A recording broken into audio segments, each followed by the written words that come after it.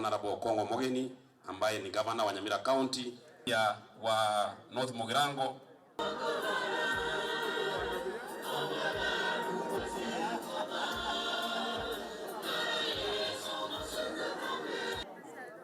Munaharibu program hawa watu na wadevi kwa konyorote.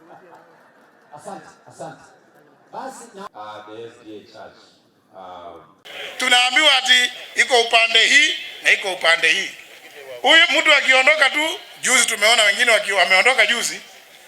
Wengine wameanza kusema hawa waliiba sijui fertilizer, hawa sijui waliuza nyumba Tokyo. Huyu alikula ya makaburi. Sasa na mmekuwa na yeye, ulikuwa unataka mtengeze serikali na hawa hizi hivi.